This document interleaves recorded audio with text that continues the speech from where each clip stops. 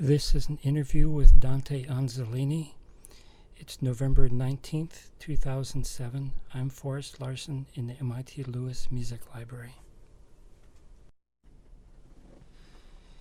It's my distinct honor and privilege to have Dante Anzolini back for another interview. He's former associate professor of music at MIT. He was conductor of the MIT Symphony and Chamber Orchestra from September 1998 through spring of 2006.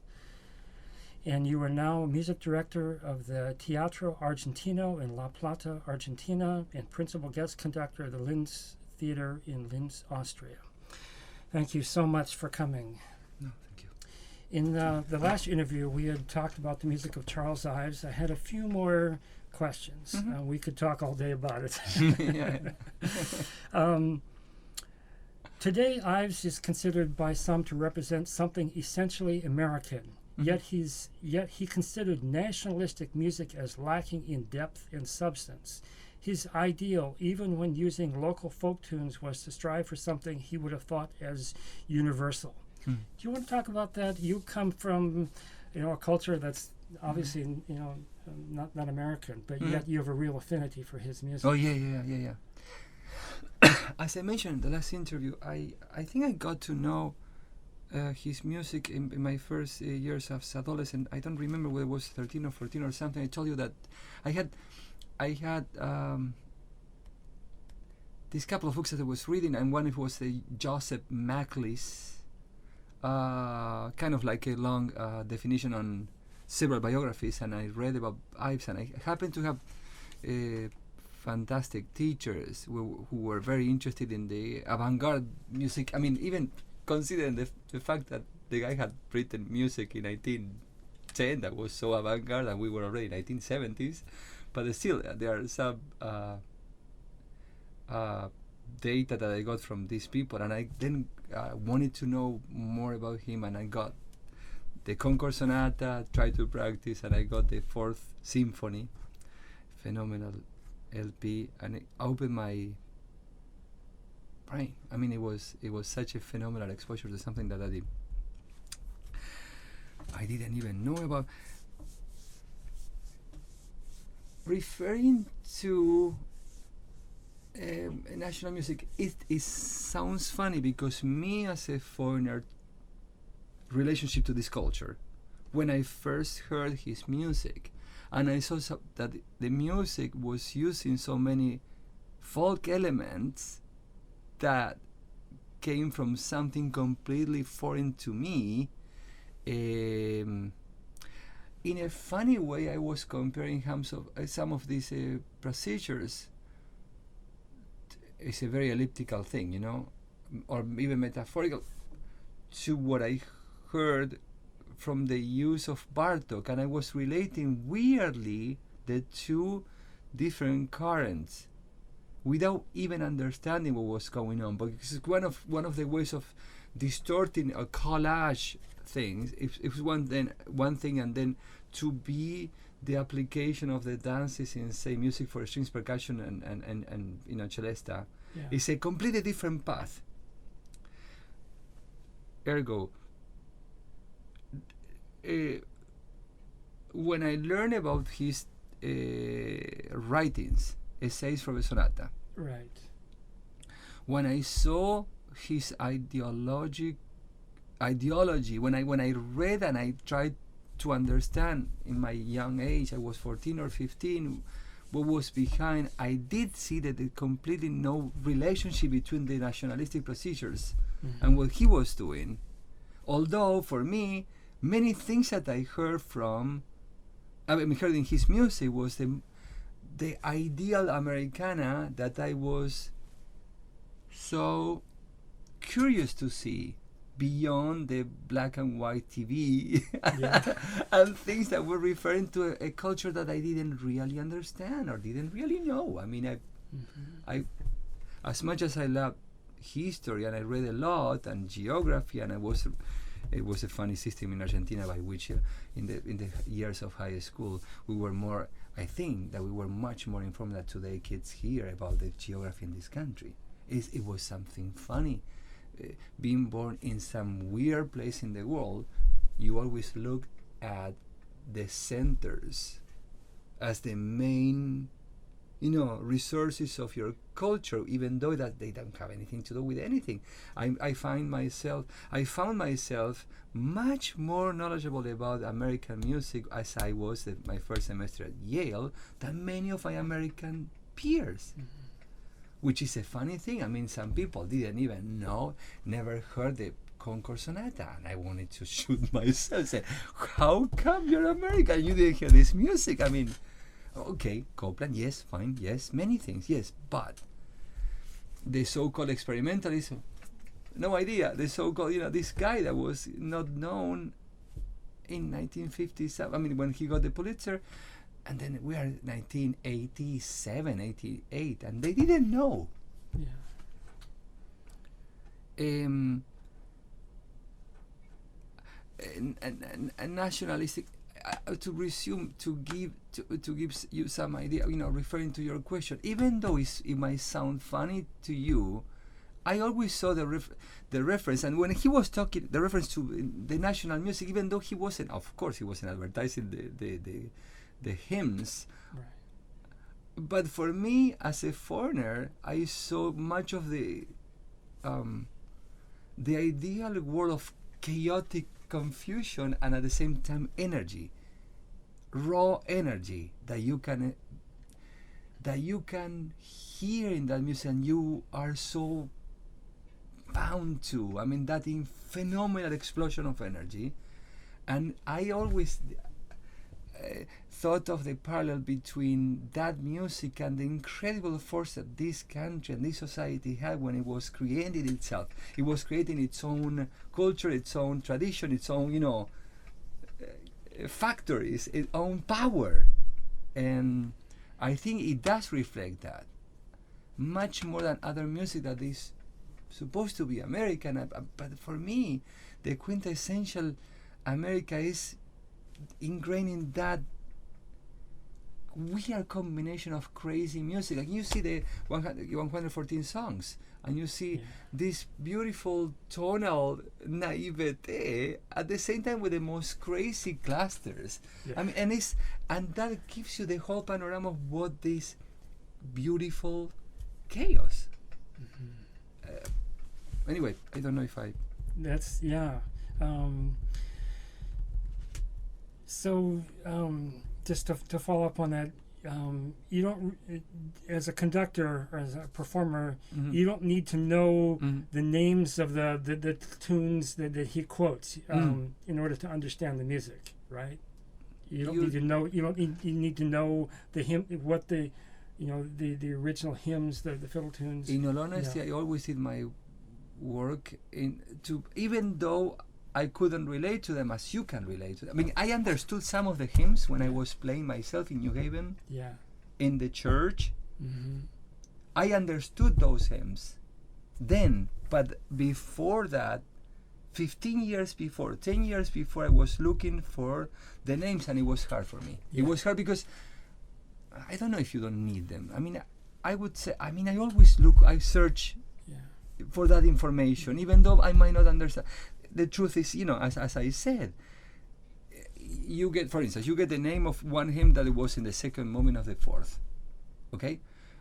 And then you go and you look for your stuff, and then you found this hymn, and then you play it.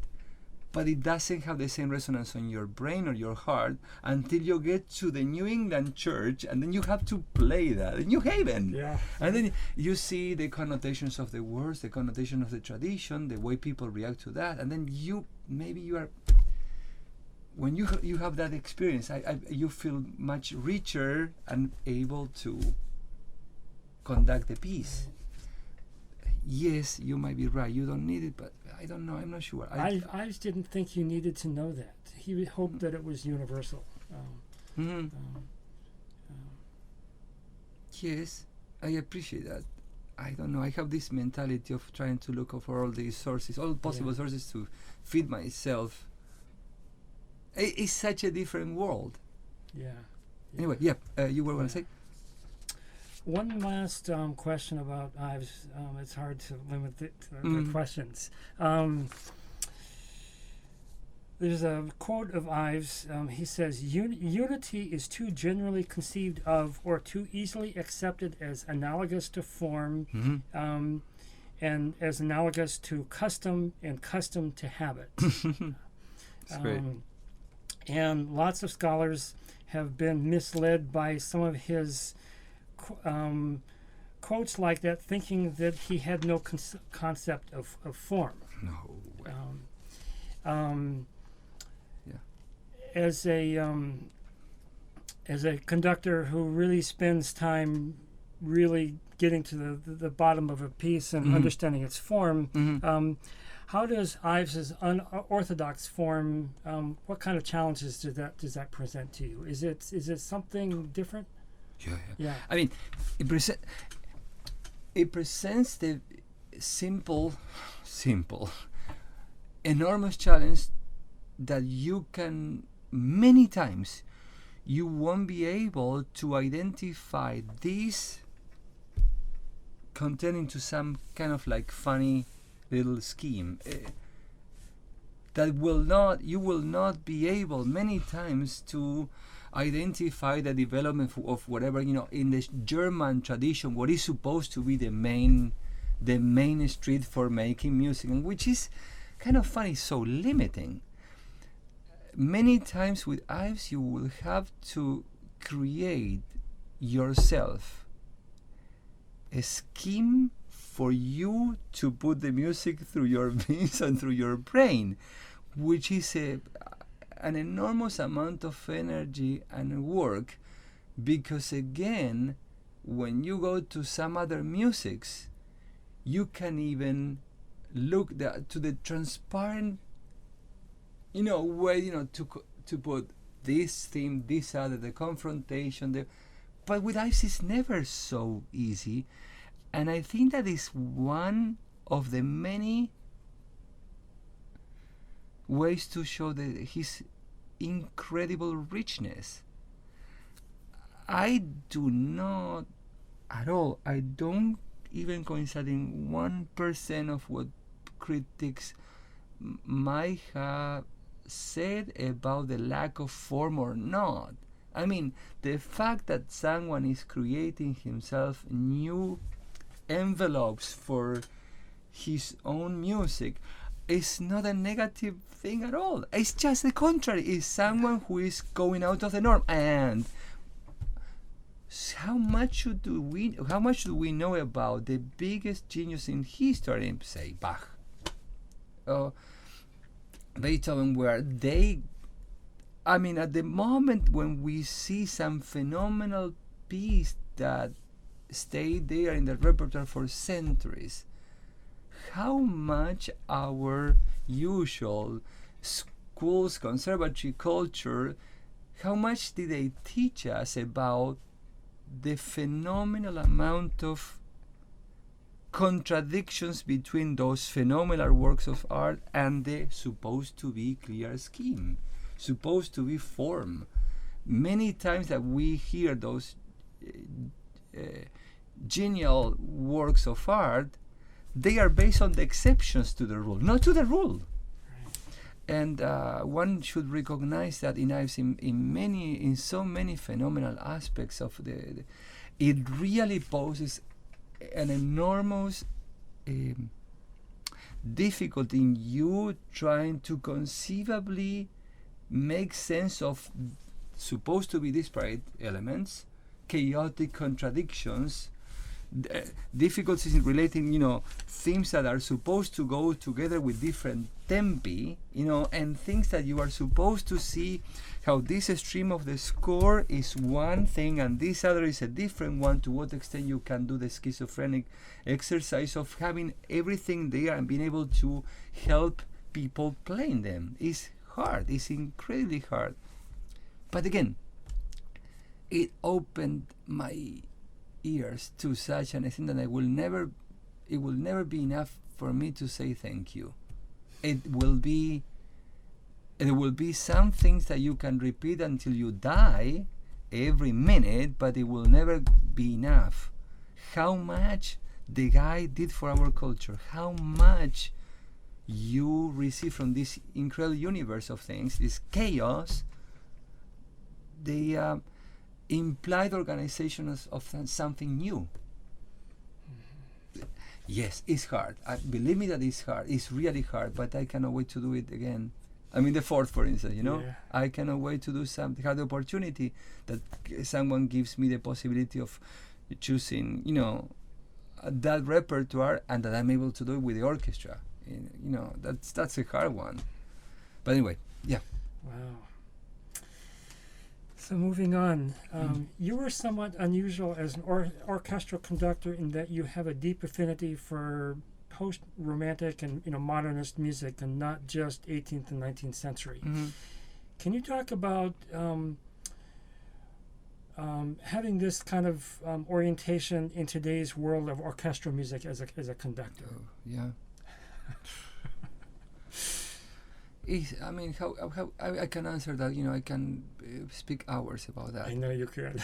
I mean, you see, we talked about it so for years while I was working here, but it gets to a point that I don't understand it anymore, because you can emphasize forever and ever and ever the big works of art of the past, and yes, we do have this obligation to present them. Obligation, I mean, the moral obligation of presenting. But at the same time, what I'm thinking is, I don't understand any of my colleagues who do not understand the simplest truth. Is probably the first time in history, the last many years, 50, 60, 70 years, in which the tendency, you go to a concert, as Boulez put it, you go to a museum. I don't get it. It's, first of all, the only way to really help the music as any art to be alive is to talk to the real composers that compose today, and to help them getting their pieces performed. And this is an ideological thing that it doesn't really equate to whatever you feel it should be or shouldn't be your taste or not. I essentially sometimes I may conduct pieces that I'm not really convinced about, but it's not my function to be convinced. My function is to be a bridge, so the public will decide. Deciding about anything in terms of choosing, well, I tend to go to, first of all, pieces that impressed me in the 20th century, impressed me as a young composer when I was a young composer. I have some empathy to the things that went outside the norm. I did play 1 million as a pianist pieces by Bach, Mozart, Beethoven. I played almost all the sonatas. Beethoven. I played the 2 books of Bach. The Golden Variations, all the English suites. I love Bach. The older that I get, the more I love Bach. I played many violin sonatas from Mozart. Chamber music with the viola, with the violin, with the piano, with the whatever. Yes, I do acknowledge that, and it's in my veins. I learned that tradition. But as I said,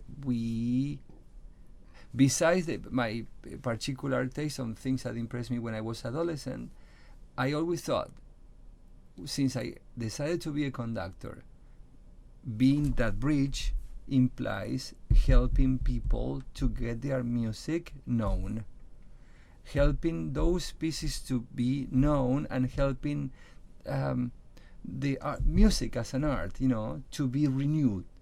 Not believing that the only function is to go to the museum and see the same painting by Goya. Of course, yes, lovely, it's fantastic. There are so many people doing it. Why should I do it myself?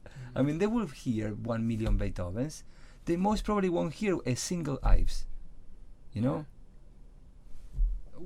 Okay, you go to the store, get your CD, get your Beethoven, or get a conductor. If I had 1 million concerts, many times I would love to play many pieces by Beethoven. But given that I have a limited amount, like everyone has a limited amount of possibilities, I tend to choose one new piece every concert if I can place it. New piece, completely new, one not really known piece from the repertoire, or seldom played, Yes, one piece that is known and people would instantly like because it has been a favorite for centuries. Yes, if I can do it, I will do it. But those are not my priorities.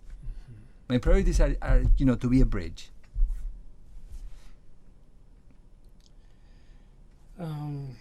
The dissonant sonorities of non-tonal music seems very compelling to you. We've had lots of conversations about that. Music that lacks a sense of tonality, does it pose special problems in preparing a piece? Can you talk a little bit about that? Oh, yeah. Yeah. The lack of tonal center, the lack of hierarchies. Look,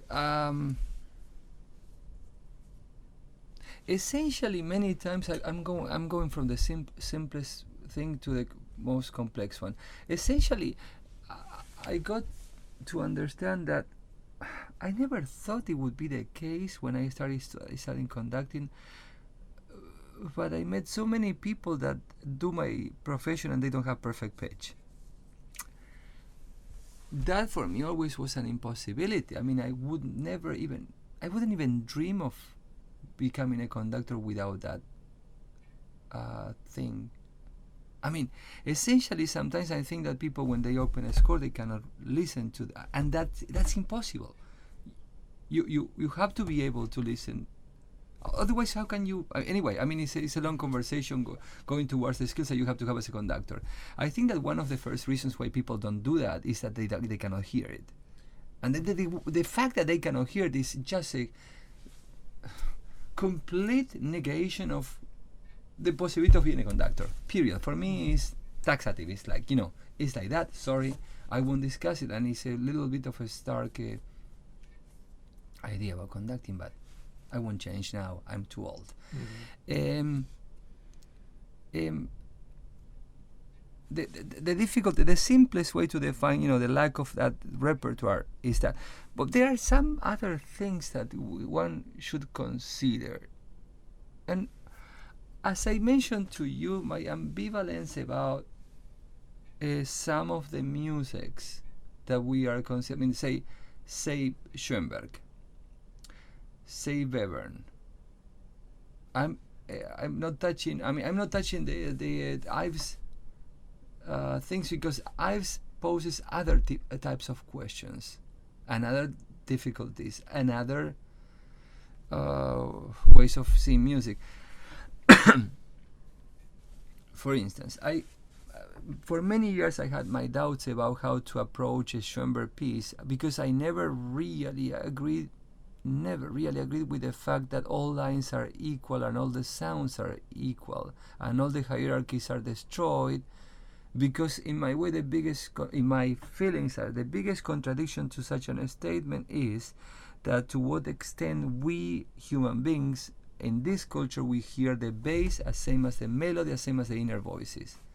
One of the questions is, how do you approach a music where the dissonance is the rule? How do you feel about the dissonance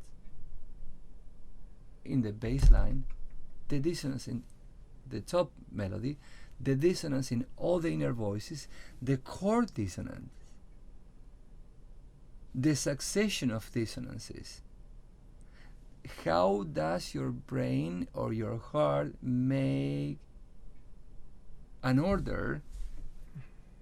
I'm using order because I'm too used to speaking German. Ordnung, not an order, but a hierarchy. Not or maybe priorities, or maybe what is the goal of this phrase? And if the phrase is completely dissonant and there's no tonal scheme or model that can imply the arrival to the tonic or to whatever, or even in the post-romantic period in which, you see and you analyze a symphonic poem by Strauss, and even though you see that it goes back and forth, here you see the goal somehow determined by how many of the exceptions to the rule, the deceptive cadences, go to what place and how. Fine, you can make sense of that. How do you make sense of melodies or structures in which you don't see any kind of chord or you don't see any kind of triad? Yeah. You don't see the thirds. So how do you make sense of that?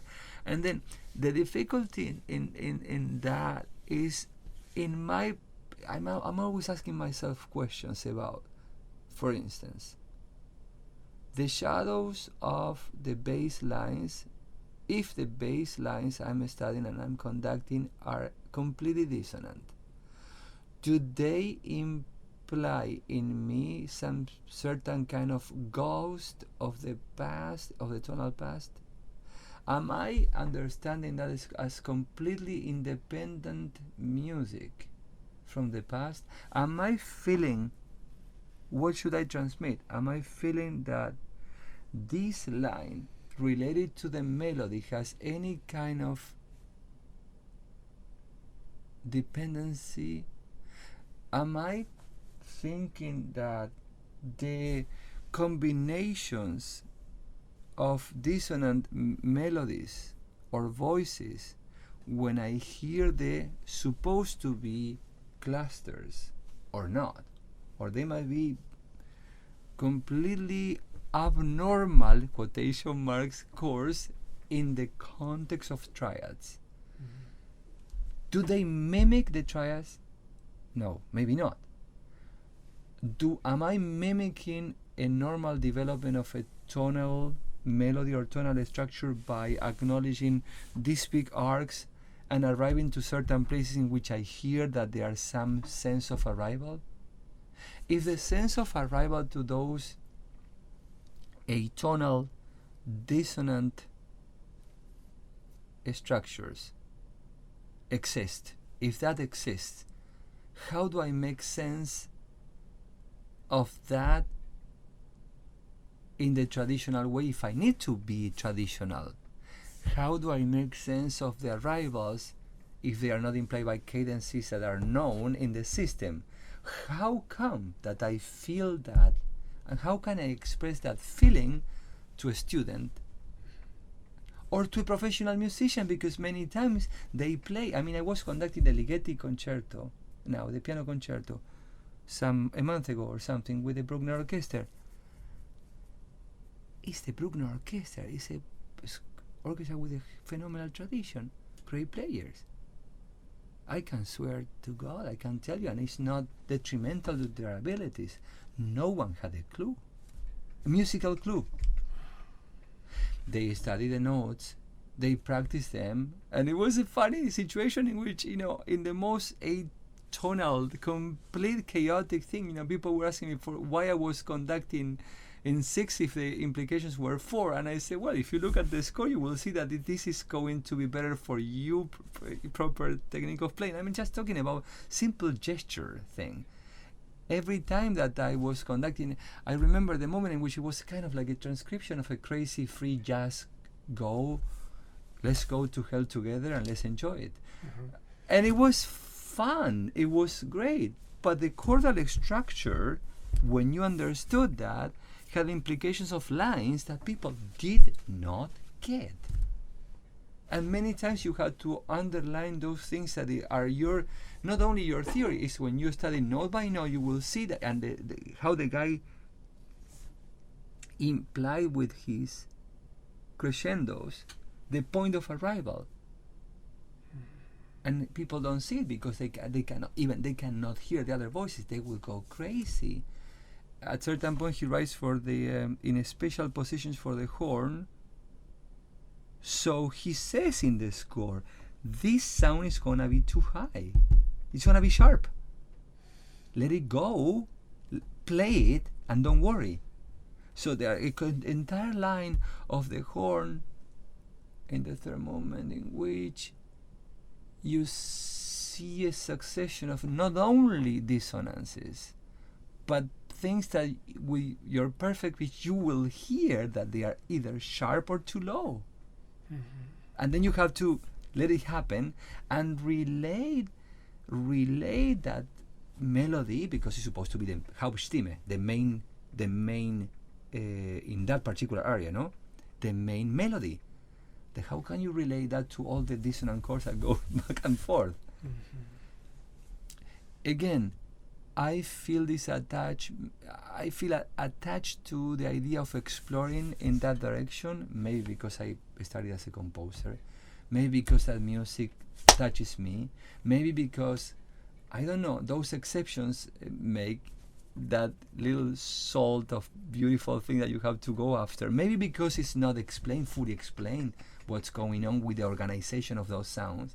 Maybe because we don't grasp it, and I can talk about the famous pendulum I mentioned to you. Why do we go this way and then this way? Why do we think that everything has to be dissonant or everything has to be consonant? I mean, it might not be. I mean, Ives is the biggest example of that. It might not be necessarily one or the other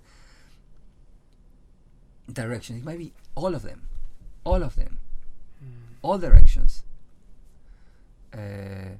But it's certainly, I don't know where we started.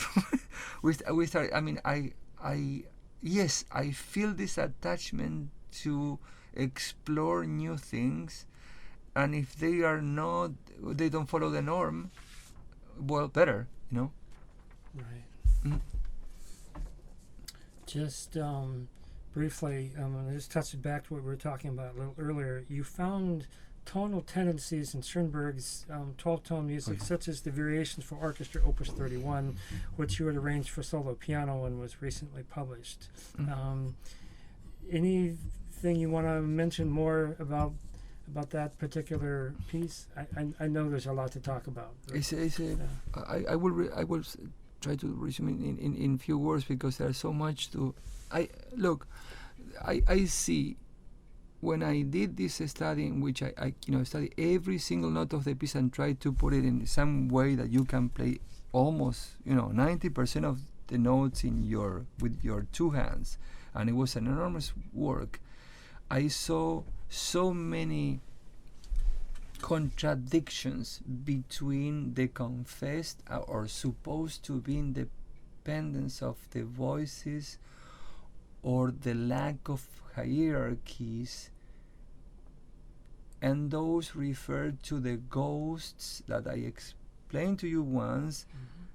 When you see that at a very fast tempo, that there are little pieces,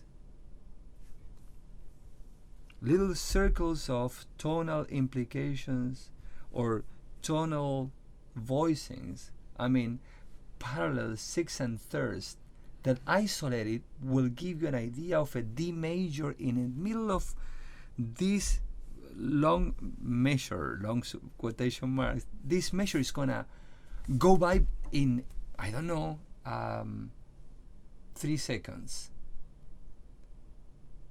In less than 1 second you hear this ghost that, if you have perfect pitch, is simple and easy to identify. But the weird combination of those ghosts, as a result of the whole listening experience to the whole piece, makes you think that there is a real independence between the voices and real independence of anything that is hierarchical. I mean, it's things that is kind of like the tone to arrive, supposed to be, quotation marks. I see those contradictions all over the place in that music. I myself, let me put it this way, without any arrogance, I'm not able to listen in a slow piece where the 12-tone series determine a bass. My tendency is to listen distinctively to that, the low part of the row, and see all the implications in the vertical consequences of the combination of the sounds, to the extent that I elaborate in my brain some sort of meaning of the chord. Every time that I confront this music, or for the case any dissonant music, I look for some sort of sense of what, even if the sense is not explained to me by the composer or anything, it has to make sense to my ear somehow. I don't know how to explain it, but it's more or less to create a new system out of this new world. What I see and hear in Schoenberg is way too many contradictions to his creed of creating a new world of music based on the independence of the dissonance. I see Brahms, Strauss so much all the time in, and I'm not saying only in the rhythm, I mean I'm saying in the real harmonies that apparently are so I mean I don't see that anymore. I see the transition Gurrelieder, Verklärte Nacht going to the extreme, and as a logical transition towards this and this and that. But look, I see all those ghosts all the time. I hear them. And I can I was offered to give a conference on the transcription next month. And I can go to different places and play for you, the implications of some of those little motives or, relationships that you see. It's a clear tonic, dominant, all the time. All the time.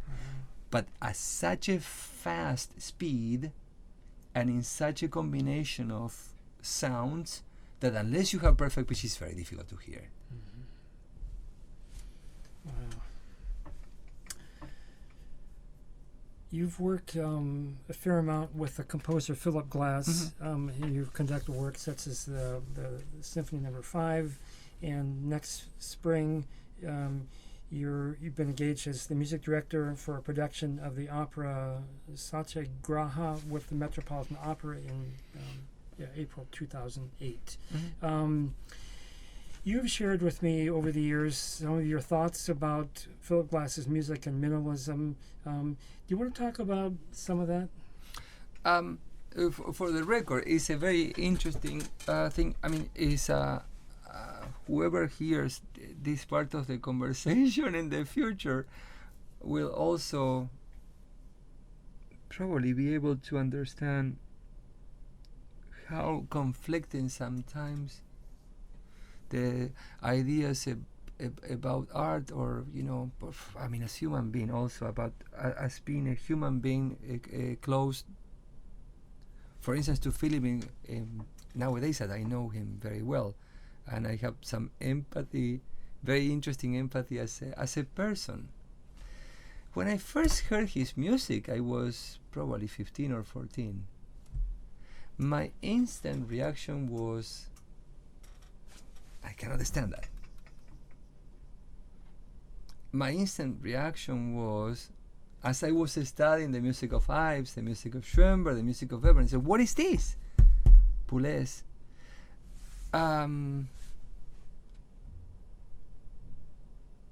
I took it so hard. I took it so front line, I will kill you, or something like that. What is that? I mean, I was, how can I express it in English? I was furious. To the extent that I couldn't understand the inner logic of the thing. I said, what will never, I mean, what is this? I had such a stark reaction against the music, the philosophy, the implications, as much as then, some 25, 30 years later, I'm thinking, to what extent the creation of a 12-tone system, the implications of the manifestos, the propaganda that the Second Viennese School organized, to what extent my beliefs on the future of music as exposed in this book that I read like crazy when I was 14. Antoine Goliat is a French historian that was basically, and Juan Carlos Paz, which is also a composer and a historian who wrote the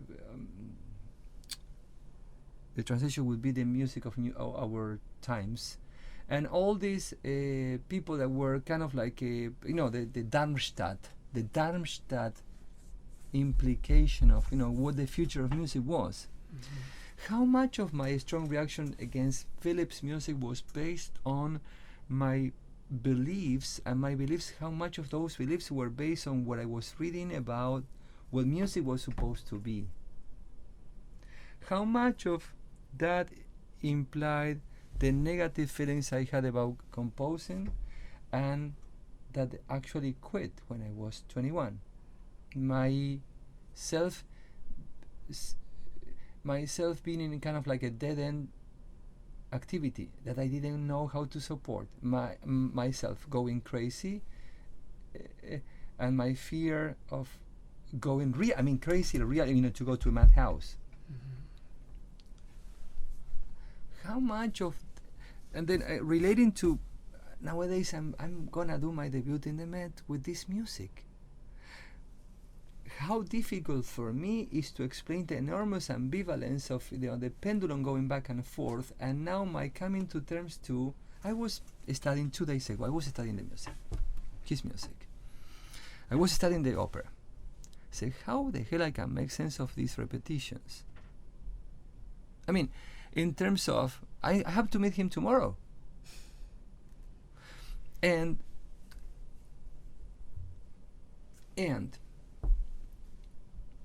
we went to this, this is my idea, this is simply my interpretation. I'm composing myself. After 20 years I'm coming back, and I'm about to send this to the Library of Congress, my little preludes that are kind of like, in a funny way, they use my relationship with Bach, and in a funny way to Ives, in a funny way to Bartok, in a funny way to Mahler, and in a funny way to Philip, because I'm using sometimes some sophisticated ways of repeating things, not to the extent that I repeat, the same chord for 5 minutes.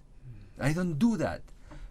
But I mentioned to you in a conversation, there's must be something behind, and I don't know what it is.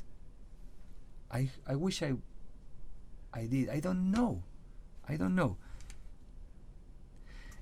If our culture went from the total destruction of the tonal sense, the tonal hierarchy, 2 years in with America exposing the 60s and 70s the God repetition. Go Philip Glass, go Reich, go Steve Reich, go there and listen to that. If we go from this extreme of the pendulum to that one, my question is simply, or no question, I'm affirming, I'm saying that as a statement, and I'm not even sure what I'm saying. I'm just saying it in the most sincere way. Why don't we learn from the dissonance? Why don't we try to have a grasp of what Schoenberg, Boulez, Weber, Darmstadt, Ligue, how do they help us in getting elements that some centuries ago they didn't, no one had, as composers, as performers. We saw a new world.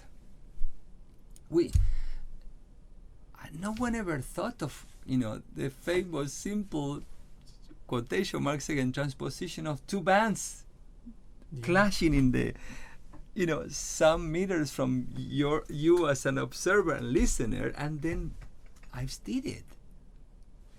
Okay, let's use those elements and let's try to understand why we arrived to that. Now, what I'm saying about Philip's music, as much as my reaction was very hard and very aggressive when I was 15. I played with him after I think before I turned 40, first time. And I said, yeah, am I gonna go play with what? And all these years I've been working with him, I had these phenomenal conversations in the in a bar in the World Exposition, the World in 1998. We were together, and some people come to him and say thanks for your music, and people that didn't even speak English, and try to be. And I remember, he's telling me these stories about his beginnings as a composer, and the difficulties, the fact that he respected so much Nadia Boulanger and all the phenomenal amount of fugues that he had to do, and the phenomenal amount of 12-tone pieces that he did compose. Philip. Wow. He said that to me, and the implications of the non-tonal, the implications and the difficulties that he found as a person to relate to that music. And he said, why am I following that system? So, now, it's difficult for me to explain how to make sense of the constant repetition. Yes, it's difficult for me to make sense of some of his music and the big lines, but what I'm thinking now is that blast of sound that is constantly tonal. How can I interpret that in this given 5 minutes of time, in which how can I shape that? If there is any shape implied in the repetitions, and if there is any shape implied in the line going somewhere, why does the line or the repetition cause some kind of pleasure in the listener? I mean, I'm thinking, this is the string, this is the string of the pendulum. How can I use all the elements together? How can I appreciate the constant repetition of consonant, the constant repetition of dissonance? How can I relate to the two words? What is behind? Why the rock music is so important nowadays? Why does this happen? I went to play with Philip and Dennis Six Hands concert, and they clap like crazy for minutes, and they felt like rock stars. It doesn't make my ego bigger. I mean, I don't care about the applause, to tell you the truth. My question is, what am I causing to them? Causing, as you know, when I'm doing this 1 million repetitions, what little part in your heart I'm touching? What is behind? And it's a question that in the process of elaborating, of creating that inner logic, I'm trying to come to terms to the fact that I'm doing this music, and magically Philip and the publics, Philip told me that whenever I'm conducting, I do something new in his music. That is a different thing to what Dennis does. And that's Dennis Russell Davies. Yeah. Dennis Russell Davies, yeah. And Dennis has been his champion forever.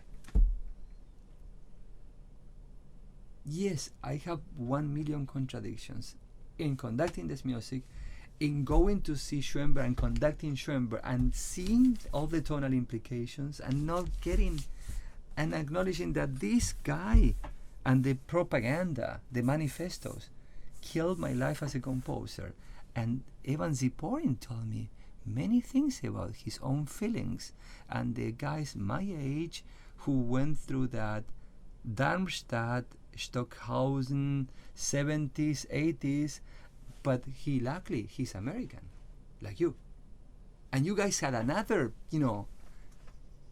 wave that protected you from the implications of the mathematical system of going, and what was approved by the school and universities.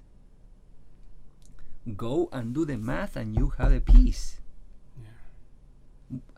I didn't have any protection. And that killed many composers. I mean, literally. Yeah. And you had Ives. We didn't have Ives. No. But there was some force in the others, the other extreme of the pendulum, So I'm acknowledging that side of the pendulum, Reich and Philip, as a necessary balance to see how do I compose my own music, which is really my first interest now, and how I do understand those extremes and everything that is in the middle. How do I make sense of Philip's music? How do I make sense of Schoenberg's? I mean, Boulez, Stockhausen, how do I make sense? Cage, how do I make sense of Cage? Through the lights of the prism, through the prism of Philip? How do I make sense of Philip through the prism of Cage? How can I understand all the realities? How can I put them together? If I can. But yes, going back, the sincerity of the interview, hey, that was my first feeling when I heard the music, and tomorrow I'm meeting with him and I'm working on this piece.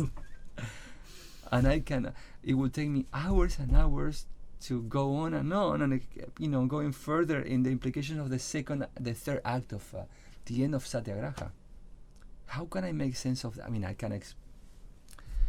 was thinking of is E, Mi, Fa, Sol, La, Si, Do, Re, Mi, E, F, G, A, B, C, D, E.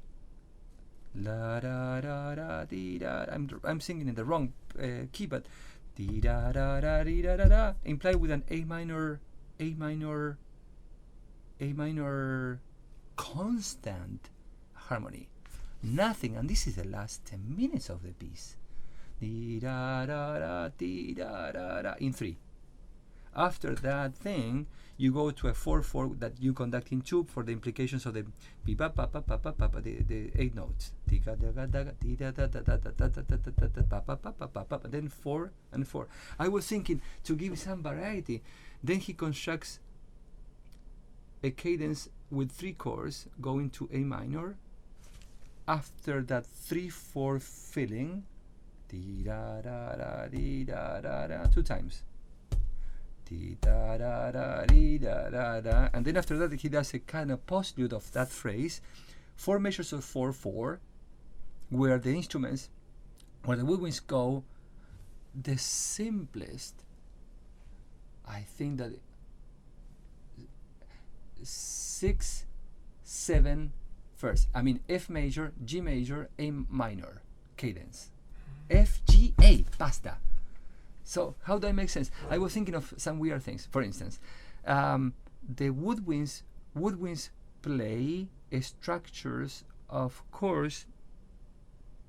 For instance, I can give you an example. An arpeggio that you can think of 4 plus 4 eighths plus 4 eighths, or 3 plus 3 plus 2 because of the arpeggio construction.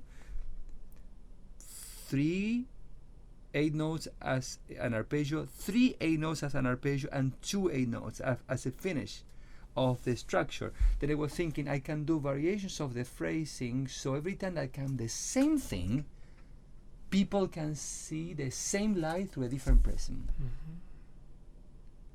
But as you see, it's a difficult operation for me, because to what extent, then I'm asking, when I look at myself in the mirror, to what extent do you believe in the repetition? And when I look at the mirror, I say, well, I don't completely. And my only affection, heart, felt thing is, Jesus, the other pendulum threw me to hell. So then there must be something behind this side of the pendulum that could help me. Maybe. This is a very egoistic statement. Maybe. Maybe not. Maybe it's my way to expose in an interview what I see of the two extremes and the incredible amount of new music that you see and you hear and you try to conduct. If I had my hands, if I had the power, I would conduct every single week four different new pieces. If I had the power. So you see all. I was talking to John Harbison 2 weeks ago, and he says, I was at the jury of the composers for Tanglewood. Nowadays from Europe you can see everything. Not only in America, you can see in Europe too, everything. Some years ago it was only Darmstadt, and forget it. You were from Vienna. There was nothing beyond Darmstadt. Nothing. They would despise Reich. They would think that But nowadays you see all the spectrum. First, you see everything.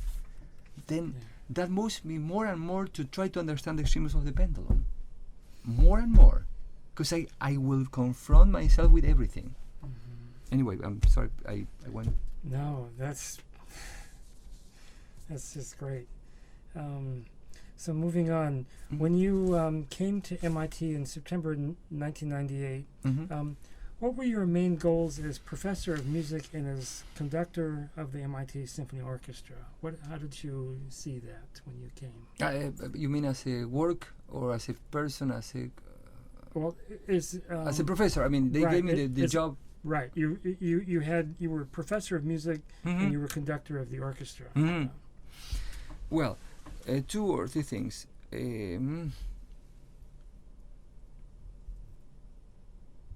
I came through an international research in which they said to me that they chose the best conductor, the very best conductor. Is what they said. I think all of them, all of my ex-colleagues. We want you to conduct the orchestra. They said to me that classwork was secondary for whatever reason. I thought that it was my obligation to use the classwork to open people's ears, if possible, to confront their own beliefs of, we do our studies here in technology and science, and this is for fun. And, they have to understand that there is a lot of science in music and a lot of discipline that they have to learn. My colleagues told me that people needed in the classroom a lot of exposure to music that they otherwise don't hear. I trusted them and I tried to do it. What could I do with the orchestra? When I came here to do the audition, I thought that the orchestra they had was a crazy disaster. I didn't understand why. I didn't even try to explain it. I just saw what I saw. I conducted what I conducted, and I honestly never thought they would choose me. I didn't know that was such a big difference between my level or whoever. It was a funny situation when I saw my predecessor, and he was there, and he explained to me that he wasn't a part of the jury because he wasn't supposed to be. And the first thing he said, he came running to me after I conducted my audition. And this is David Epstein. David Epstein, and he said to me, "Why are you here?" And I was surprised. He said, he wanted to be friendly. He was very friendly to me. So I'm sorry. You don't have to tell me. I'm just surprised. But why are you surprised? With your what are you doing here? I said to him, I have a son.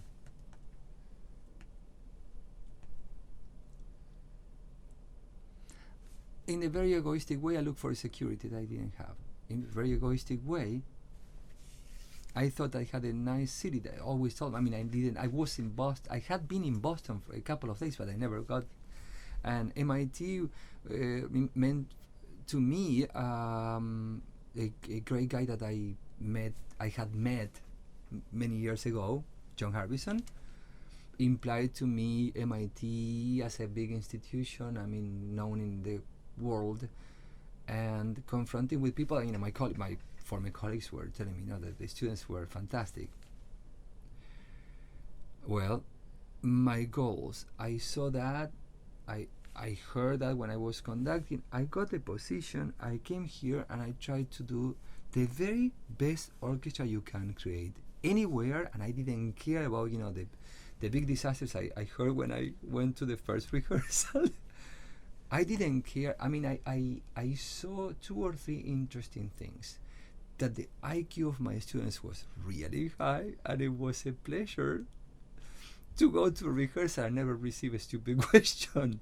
And I said that to them so many times that it's the truth. I saw limitations of technique, and they are, of course, due to the fact that they were doing something else.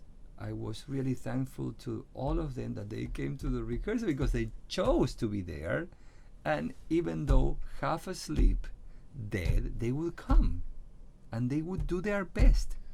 So I thought I will give them as much possible exposure to music that is seldom played in the university level, because people don't dare to do it, because people think that they instantly, you had mediocre players, then and they were not mediocre, they didn't have enough time to practice. But as soon as you talk to them and you hear some of the things they did, they were very extremely capable, and people that deserve a lot of respect for their brains and for their force, and people that were selected all over the country and all over the world to be, usually you had a lot of concertmaster of many orchestras, many high school orchestras. They were the best, and you had all these selections. So it's okay. I can do many pieces that they wouldn't even dream of doing. So that was my goal. I have to give opportunities to new composers. Yeah, there's a composition class here, so I have to play their music. The system of concerto competition was already in place. I had the opportunity to give guys the opportunity to play with us from the school, and work as finishing the answer to your question. I tried consciously to ask my former colleagues to be put in places as a teacher where my skills as a teacher were easily revealed. Mm-hmm. Things that were very important to me, like 20th century music. No, things that I could do easily because, just looking for the best situation. Yes, go ahead. No, I'm just checking the meters on the... Yeah. So those were my goals. I did know that the requirement was to do a fine class work, and also as contradictory statement for what they decided not to put my case forward. I received very high and honorable reviews of my work. At least the people, my former colleagues who went to see my classes. Whether they were lying or not, I don't know. It's what they told me. Anyway,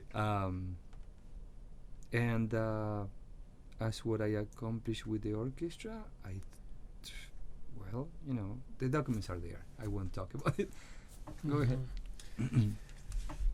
So, what should be the goal of the MIT music program, where most students are not music majors and do not plan to go on to professional careers? Did that present special kind of challenges? No, for me, it gives you a little bit of freedom. I remember this, and I really, it's not my idea, but I really sympathize with the idea. John Harbison said to me that the fact that we don't have to deal with the enormous responsibility of teaching them to proceed in a musical career excuse me, gives us nice freedom to do many things to expose them to musics. Mm-hmm. And not the difficulties of explaining to a student that there are 1 million students there who would like to do the same profession, and there's so limited amount of jobs that they might have as musicians. That's that makes your life easier as an MIT professor, because you do feel the moral obligation to do the best you can for your students, but you don't have the huge weight on your shoulders to nurture them so they will keep working on a profession that you know that it will be difficult for them. In that regard, what my idea was always to give them the exposure to music that they would love, and also require from them the highest possible result as performers, and go beyond any kind of, okay, they are not musicians, I mean, mentality. Any kind of, okay, they do math, so if they play, okay, I will go with kind of that. No. My weight of interpreting what one should do for MIT students is to be able to adapt to the fact that you have in front of you probably a good world-class team of phenomenal IQs and overachievers. And your moral function is to give them the highest possible product, as your studies and your passion about music and deepness in analysis, and give them all of that, because they do have the brain cells to receive it, and very often more muscle skills than many conservatory students. As a result, many concerts were attended and they couldn't believe the skill of but they had, I mean, it wasn't me, it was them. It wasn't me. I just was sympathetic to their mentality, their IQs, and I liked it. I liked it a lot. I had a great relationship, and I never thought of them as second or third class musicians that happen to be there because, well, they do some fun thing. Yes, they did choose to be in the orchestra, but yes, I had this group of incredibly talented people. So let's make music in first-rate music, the very best you can do, no less. And I'm sorry, I won't go down. Yeah. That's the very best. Basta. So at MIT, there's a real emphasis on musical performance, as opposed to musicology theory and all that. There's the orchestra, the wind ensemble, 2 choral groups, and a well-organized chamber music program, and among others. Yet most of the faculty are musicologists, theorists, and composers. There's very few faculty members who are active performers. There are a number of adjunct instructors, but they're not, on the faculty. How do you try to make sense of the music faculty as such, because there's an emphasis on performance? Is there kind of a contradiction between that two, or how do you make sense of that? Because it's a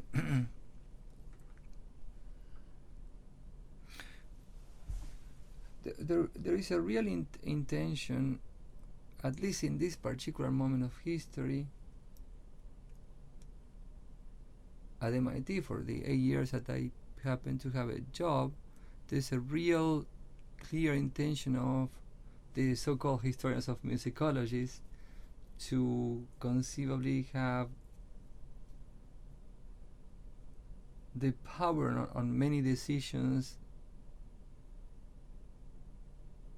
and all the implications of that decision that is not outspoken but exists there, gives a kind of like ideological direction to what the faculty does at MIT, in spite of the fact that there are big groups of students who choose performing as opposed to 2 or 3 students classes in many subjects. I felt, and it will be, and it's already documented, that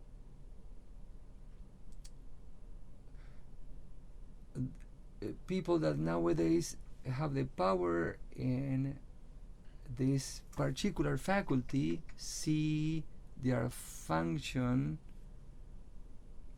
as the most important musical activity that the students are supposed to receive. For instance, 101, for instance, courses where MIT students get to know repertoire and music as listeners, and they are taught how to skillfully analyze, recognize, understand those musics. They're supposed to be classical music and the classical tradition. This kind of instruction is acknowledged by most of tenure faculty as the primary function of their work, although it contradicts a couple of very important ideas, or a couple of important facts. It contradicts facts. As I said, one is the amount of people that take performance as the way to relate with music, and there are many in the chamber music program, in all the groups. That's it contradicts that. And secondly, the implications of being in a system at the highest level of hierarchy in this institution, a system that prizes your supposed to be work outside the institute,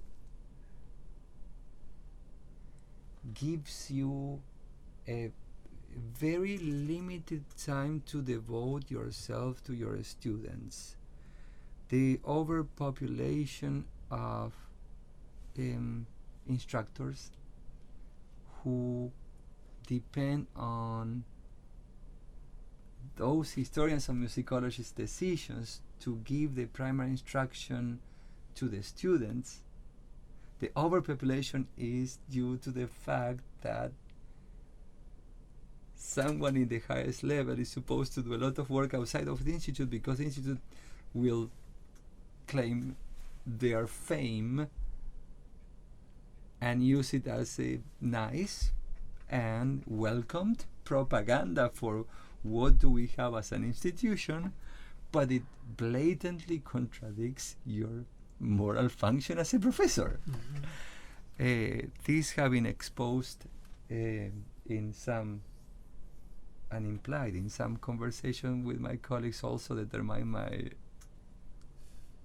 exclusion for the group from, which is fine, I mean, at this point.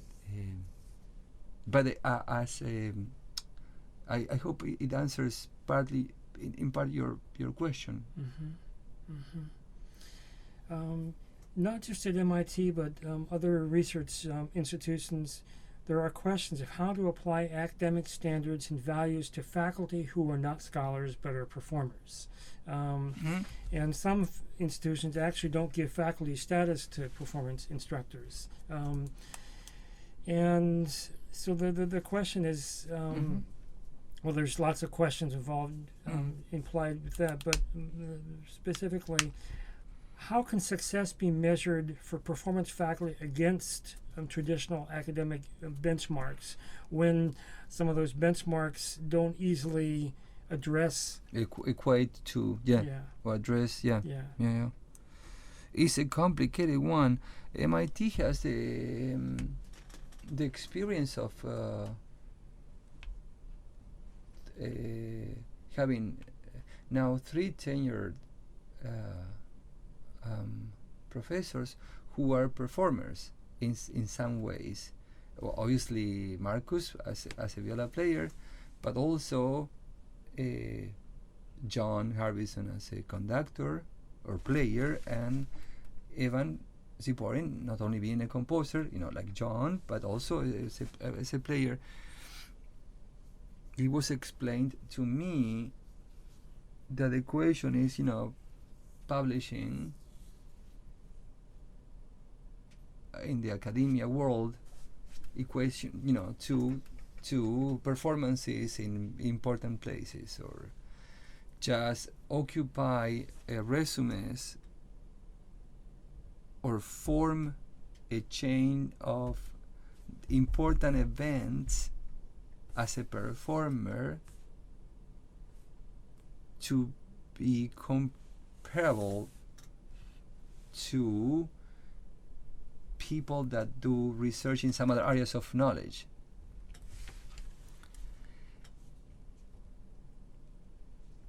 It is easier to understand, at least to my, for my skills, that a composer as a creator of works can use the creation of those works of art,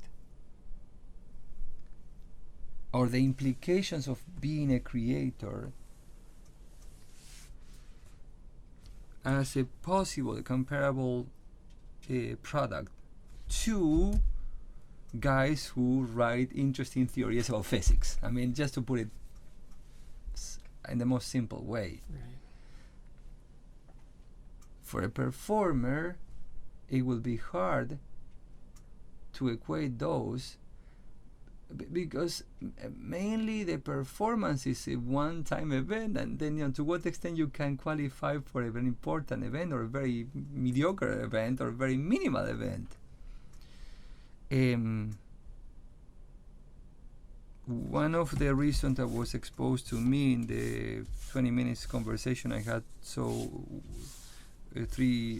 two of my colleagues explained to me that they wouldn't put forward my case as a tenure professor, was that I didn't have enough performances in Europe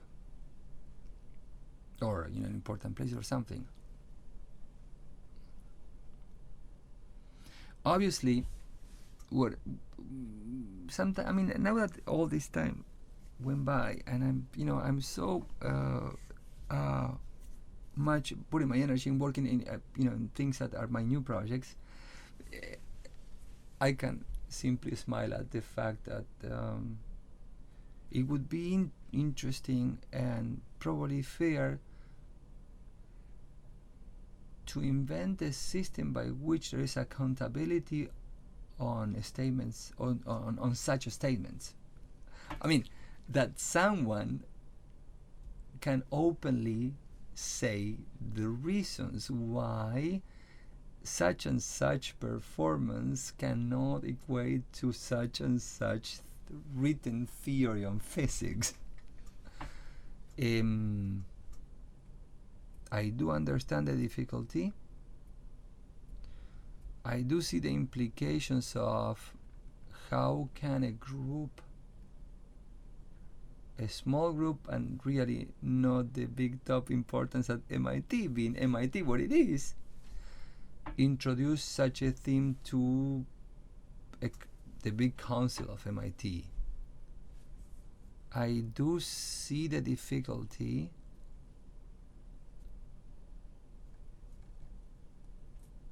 but when that difficulty clashes with the simple fact that you, as a performer, acted in places and countries which are not comparable to the performances that your own colleagues, already tenured, did, the simple contradiction of the statement is to what extent those performers can judge me. I'm not sure at this point of I'm not sure, because it was everything but evident, as I mentioned to you, that I passed you, and I can say it also in this interview,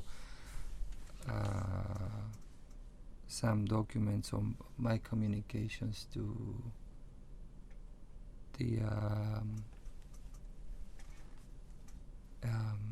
biggest hierarchies in the institute, and there are things that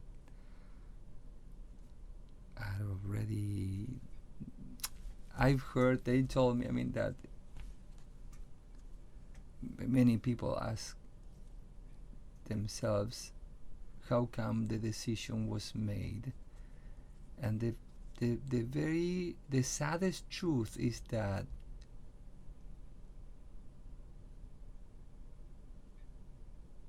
and I'm using your question,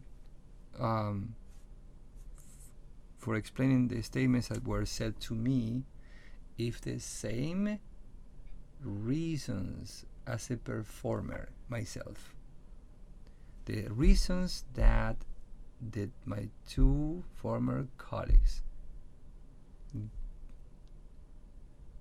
gave me for not putting forward the tenure case, if the same reasons that they in private gave me were even today put in a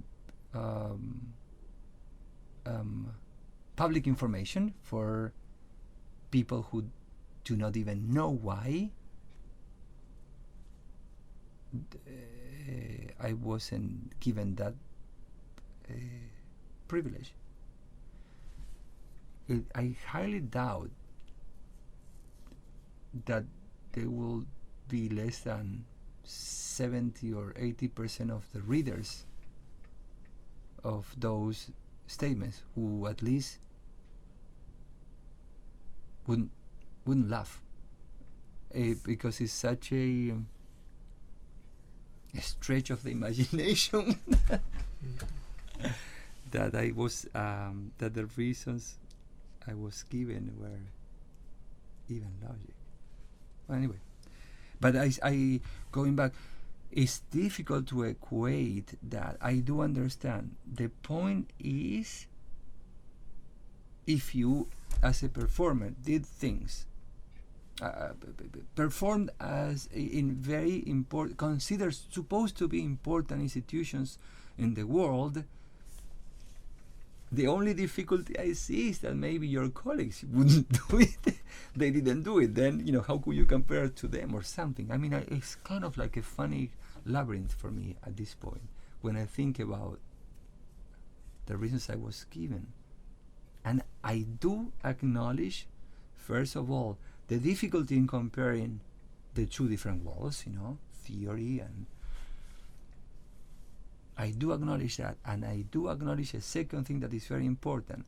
Any group of people doing any kind of activity, like my former colleagues, they do have the right to choose who will enter in the group. To some extent, it's their right, because you have to work with them. If many people hated me, I shouldn't be in that group. I mean, it's as simple as that. When I see blatantly against my own interests, I don't care. They have the right. They had the right. They will have the right. Contradiction to that statement is, if it's possible to demonstrate that the acceptance of a given person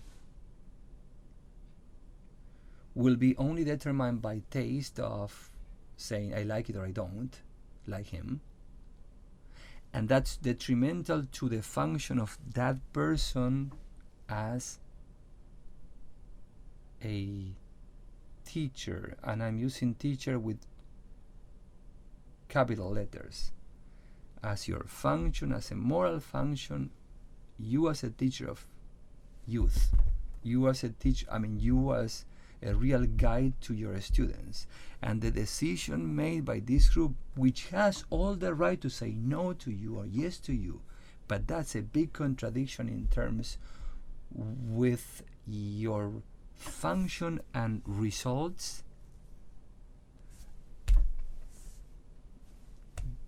then it's not as simple as just saying you don't like me, you don't take me. Then it's not, then it's already funny, then it's already a little bit spurious, then it's a little bit mafioso.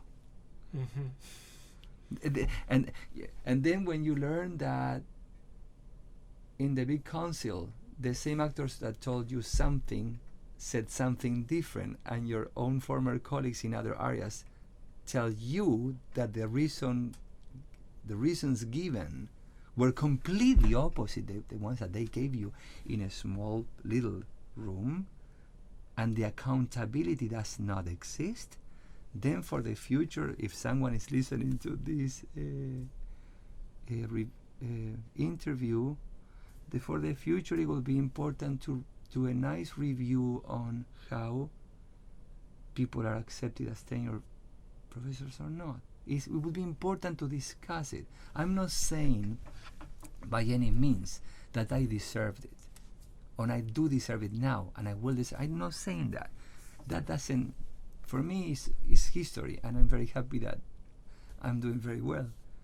But for the future generations, for the people that care about the moral function of you as a professor, as a teacher, the moral implications of you being a guide of young people, it should be important to revise it and to see if that's right or wrong.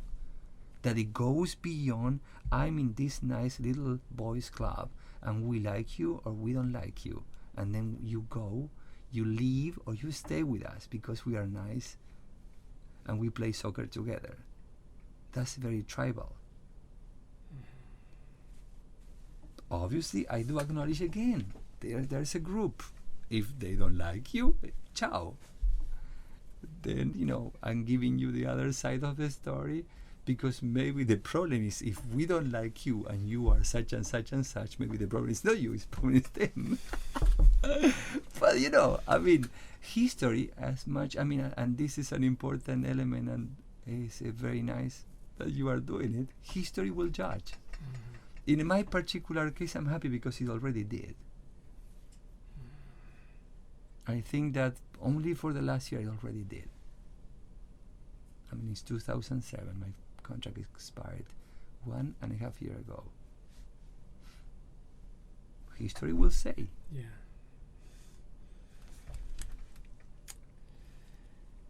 Getting back to your work with the MIT Symphony Orchestra,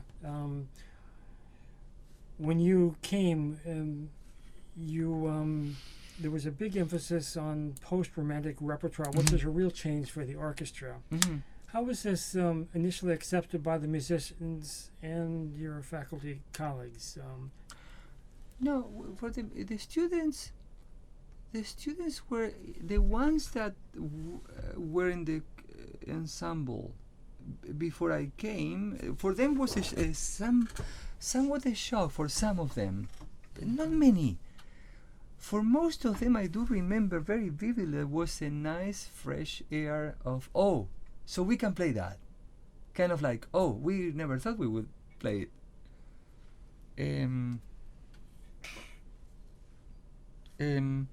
For the students. For my former colleagues, I don't know anymore. after my experience of being here for many years, in all honesty, I'm not sure if they lied to me or they were happy, sincerely happy. I remember some really nice reactions to my ideas, and really kind of like, oh man, you are too daring. Or reactions like, are you gonna be able to do it? And the implications of, what? Are you thinking of doing that? They magically, they went to the concert and they went off all happy.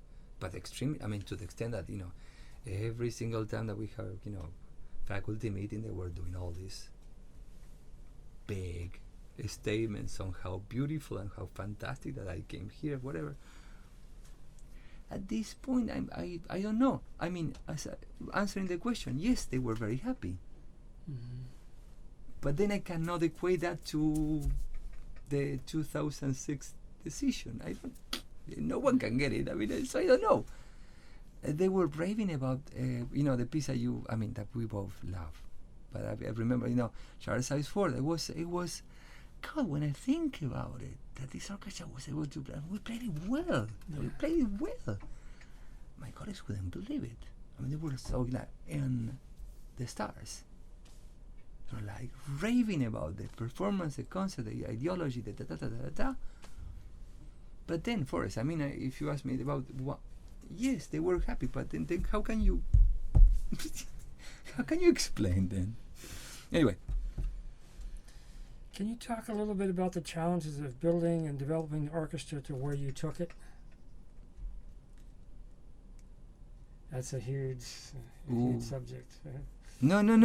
I like the question, but it would take me, hours and hours. Yeah. Let me put it in few words, as much as I possibly can. Staying almost every night of the week until 10, 11, 11:30, almost sleeping here. Receiving in a spy. Please, this is well intended, although kind of funny. My culture, my former colleagues telling me that I have to be careful about receiving girls in the evenings because of the leave the door open or something, and the only interest was to receive people and just being able to help, because they saw that I was being impossibly challenging for them. Mm-hmm. And at the same time, this is a simple work, because they're overachievers anyway. They will do their best anyway, and you will, if you push them to the extreme, they will. And they did, at least with me, they did give the pushback. I would be sometimes sending emails about the harmonic structure of the piece like until 4 a.m, and I enjoyed it. I would give them, enormous, like papers like that in their stands, so they can read about whatever, I was interested in them in understanding. I would explain many times things that they usually don't explain to MIT students. Implications of phrasing, implications of harmony. We did such an amount of sectionals.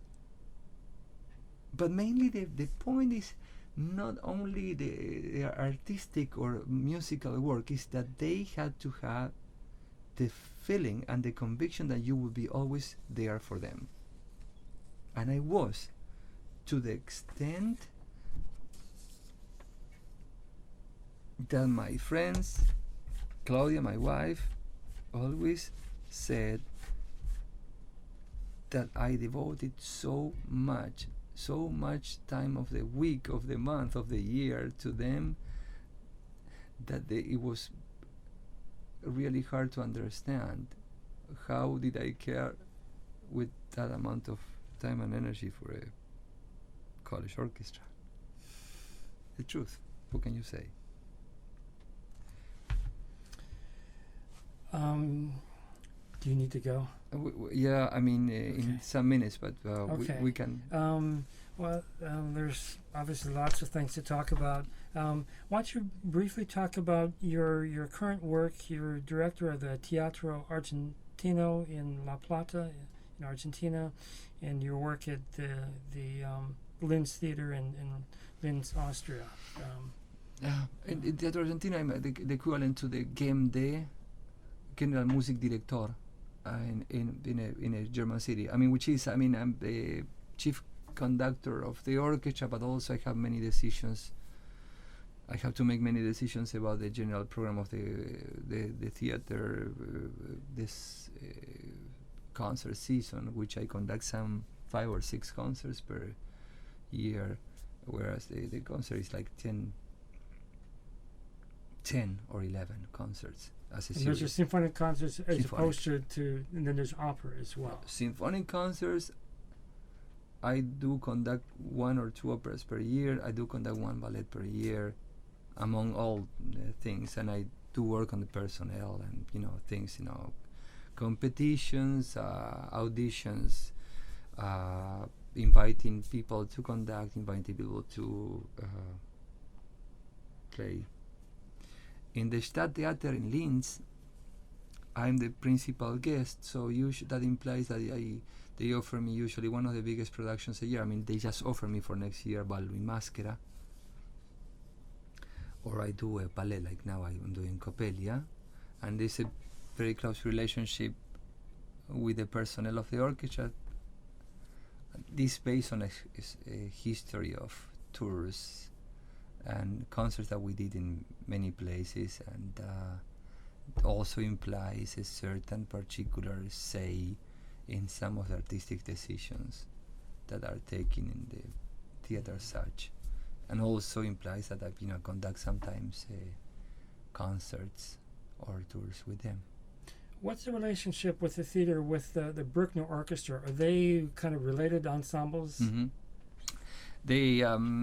The orchestra is independent to some extent, but is also paid by the city to do performances in the theater. So each one, I mean, the salaries are divided into slots, percentages that belong to the theater, where the theater pays to the performance for the performances, which are 5 to 6 a week, a lot. And also they do a season of concerts. Mm-hmm. I noticed that you, I guess it was earlier this fall, the Ars Electronic, and you did some Frank Zappa, the Perfect Stranger. The Perfect Stranger, yeah. What did you think of that piece? Well, it is interesting. I didn't know his music, so I really studied his music before, some months before I conducted a piece. There's a very interesting radar that he had. You see some of the implications of how to put together rock. I mean, what I remember of his rock and roll, and this fantastic world of